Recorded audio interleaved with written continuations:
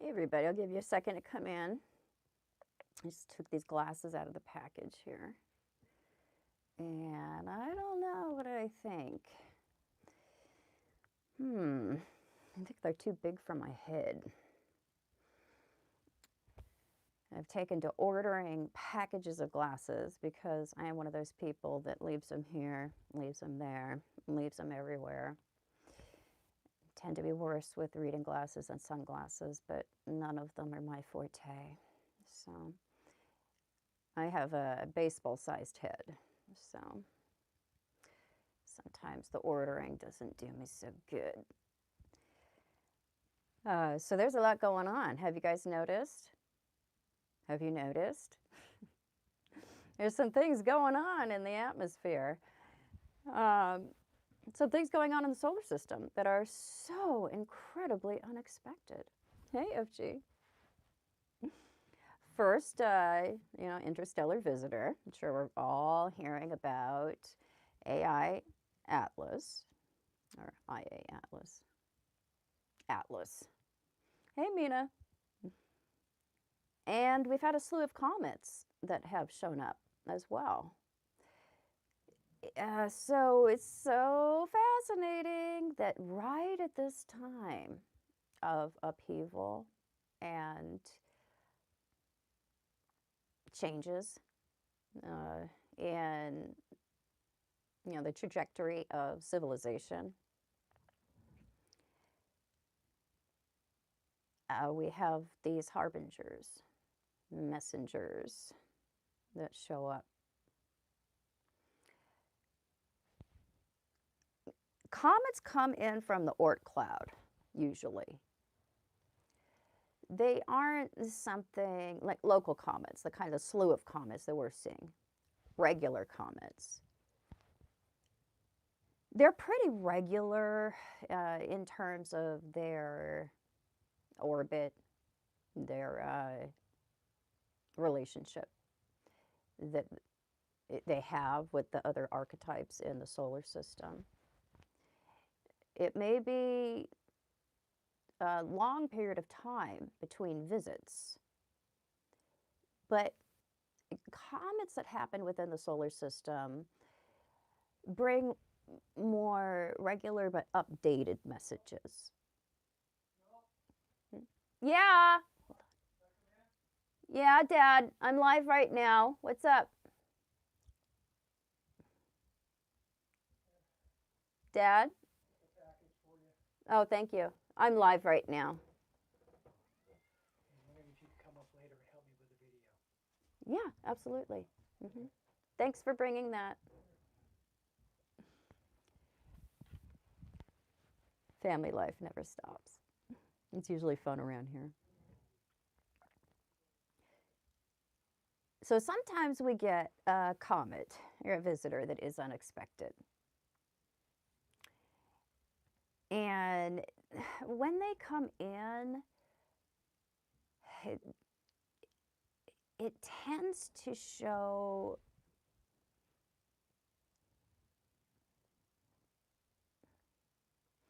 an extreme affinity. There tends to be a group or an idea or a way or a trend that has a affinity with that particular message or energy, comment.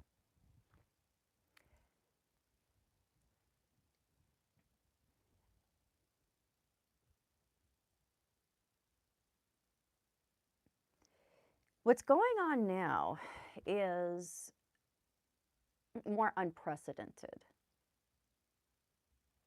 in terms of something that's an interstellar event, something that's coming in from out of the solar system, coupled with unexpected visitors that are probably from the outer part of our own solar system.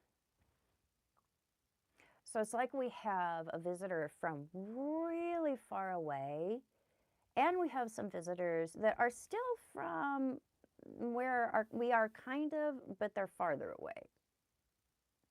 So the kinds of information the kinds of updates, the kind of experience, the kind of exposure that happens to you when you are around somebody that is not like you. That's what we see here. It's the kind of change that Jupiter and Uranus bring. Because once you travel, once you experience something new, once you learn, once you're educated, you're never quite the same shape. And this is what Atlas is showing us. And the other comets, to some degree, smaller degree, a little smattering of a degree, is that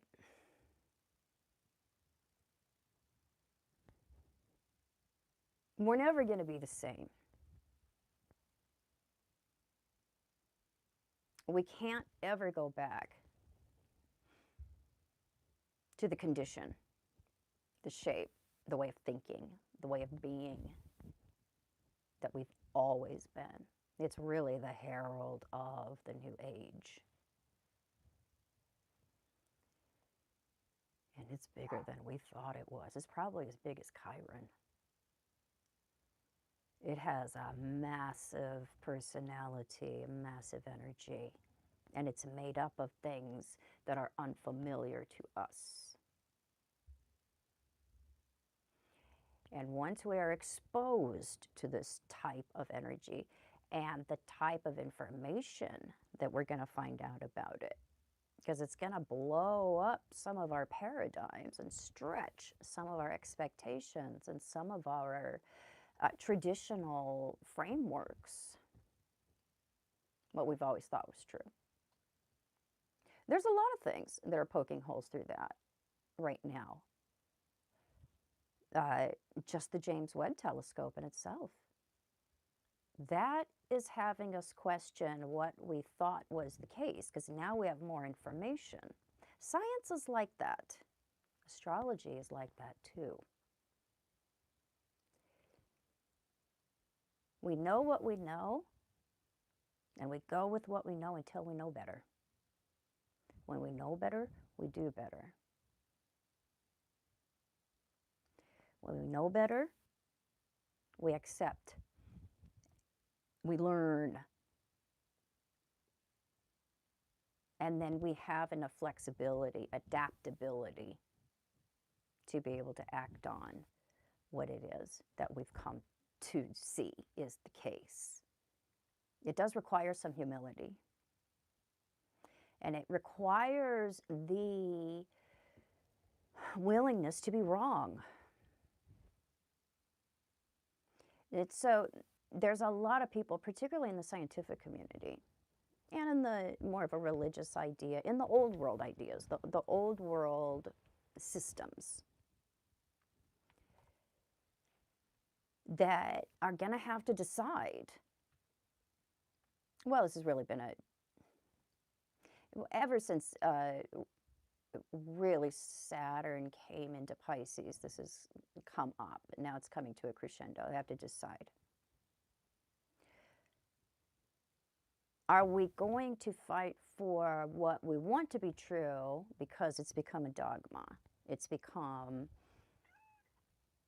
a framework that we're trying to prove, or are we going to be flexible and start being curious and accepting that maybe things are different than we thought they were, because that's okay. Uranus going into Gemini. Uranus and Gemini are very interesting.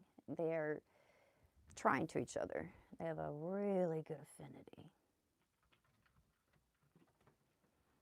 No, I know, you're obnoxious. When they get together,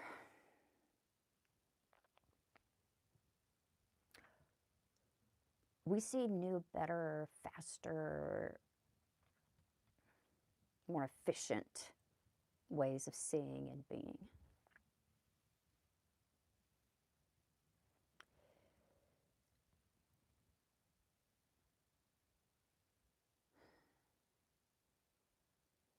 Uranus teaches us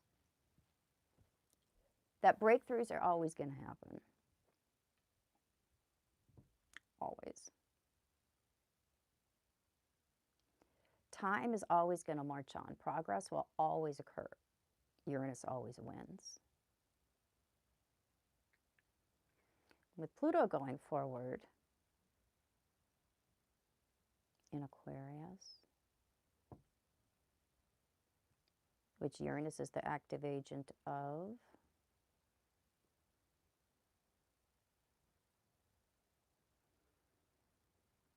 this is going to be a year where we remember to appreciate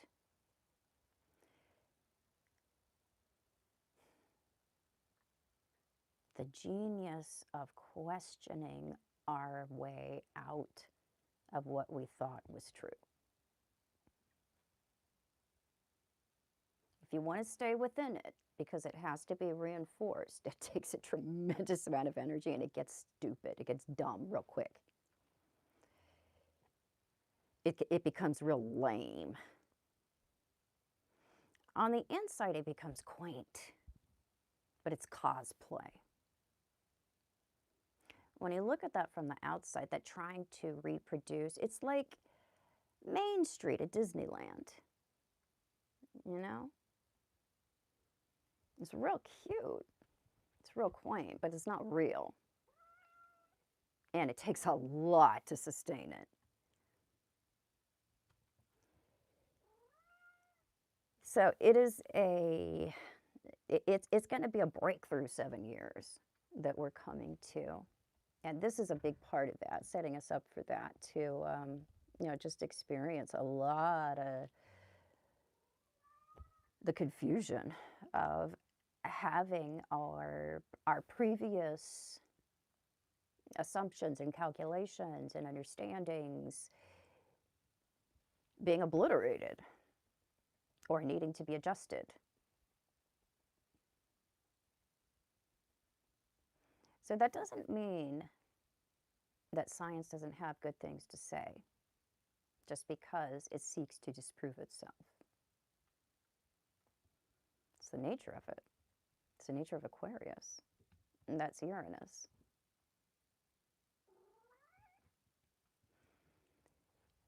It evolves and learns and grows and questions until it questions itself right out of what it thought was true. Or you can get to the other side of it because there's always two potentials.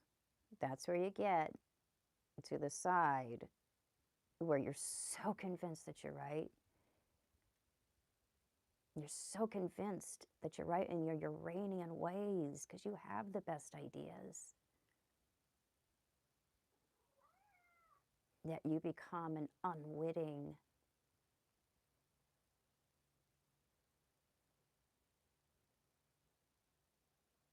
control freak.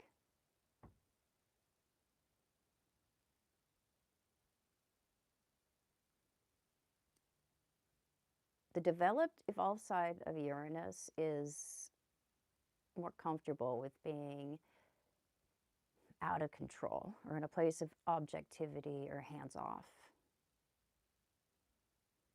That's where you get that broad, pulled out perspective. And you can see things in more of that global scale. That's what Uranus is.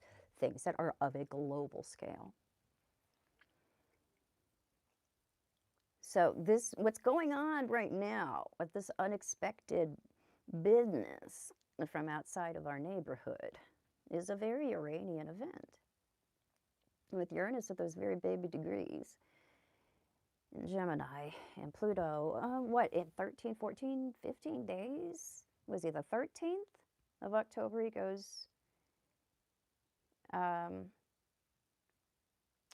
direct.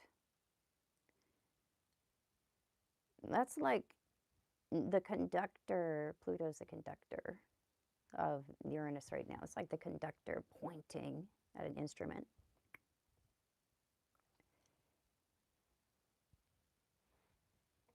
And it plays its note. And also,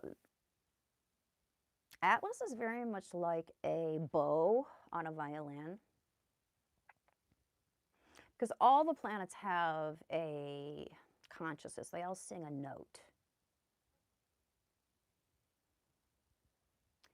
And this one is like a different type of bow on a violin that comes out, and it's on the same plane as the solar system. See, all of the planets orbit on the same plane. That means if you look at the solar system from the side, they're all relatively at the same level. So here's the sun, and here's the planets on relatively the same level, within a few degrees of, I'm trying to explain it simply, of distance within each other, up or down, except for Pluto. He goes a bit like this, because he has more of an elliptical orbit. He's, of course, an eccentric weird. He has to be weird, right? Uranus is a little weird too, but in his own way. So because all the planets are on the same plane, they have a resonance. Look at it like strings on a violin or on a guitar. So as Atlas comes in, he's plucking those strings. He's picking up the resonance from one planet and bringing it in quick, quick, quick, quick, quick into the others. And it's picking it up and it's building, building, building. So it's like one instrument plays, and then the next one, and then the next one, and then pretty soon we've got this symphony, this resonance of cosmic, interstellar, and local solar system information. This is like an instrument that's never been played. We've never heard this, and it joins in the symphony.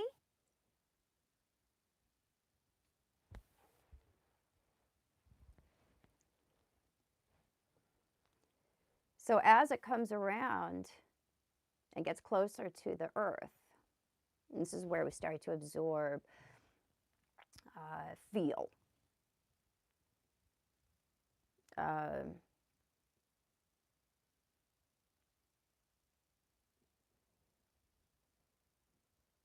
Take in more of that experience, that resonance that's unlike anything we've ever felt, heard, experienced before.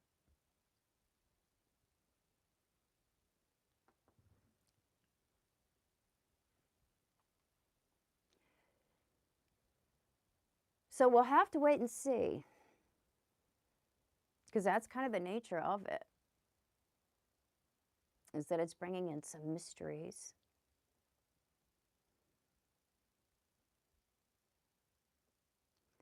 And it's something that we're going to be looking at for a long time in retrospect. Why it behaved the way it did.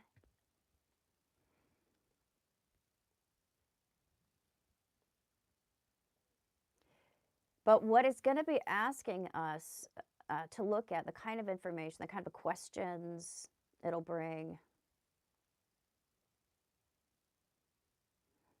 it's going to be a part of seeding this foundation of a new framework of understanding our own cosmic experience, what the universe is, what we are, what we mean, what it's all about.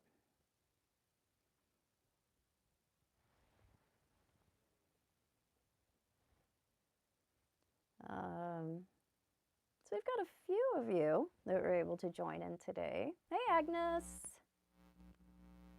Hey, Zainab.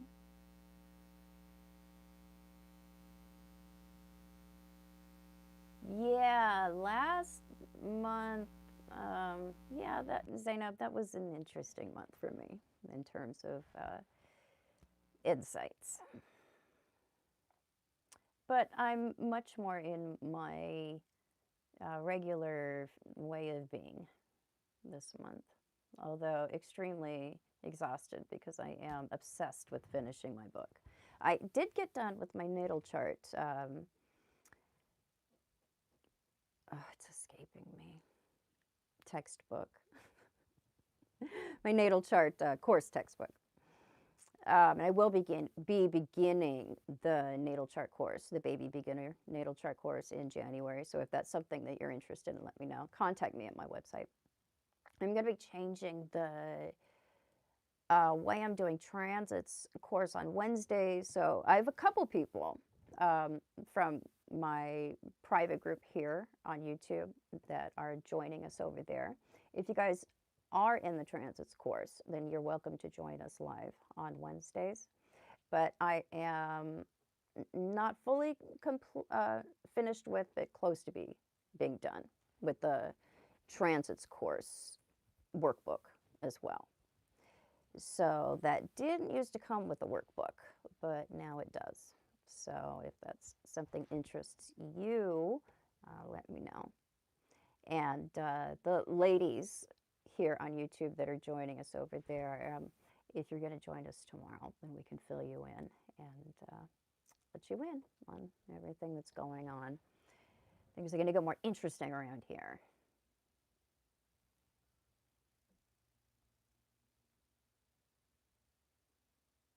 Yeah, FG. Yeah, Hail Bob.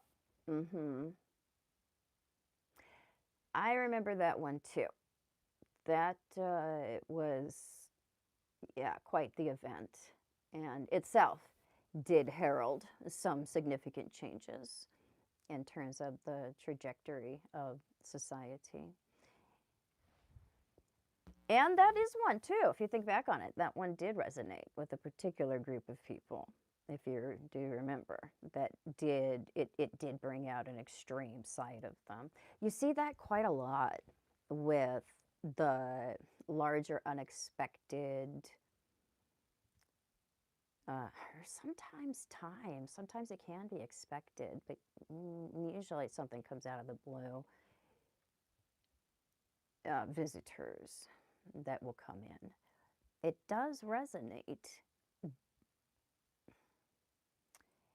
in a different way, and it can resonate in a very peculiar and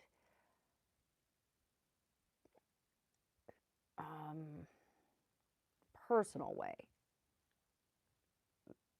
with those who are, I don't want to say, in tune with or struggling with the particular new resonances or new themes that that comet is bringing in. Yeah. This one we're likely to see.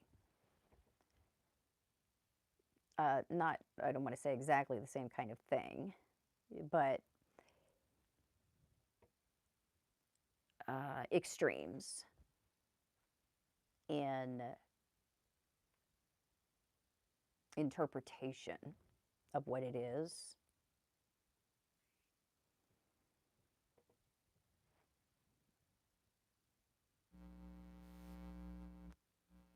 Hey, Ryan.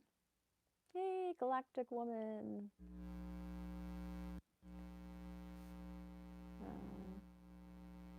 Okay. Well, I am going to sign off, guys. You are not a chatty group today. So I will check in with my subscriber group tomorrow. And I will check you guys out later.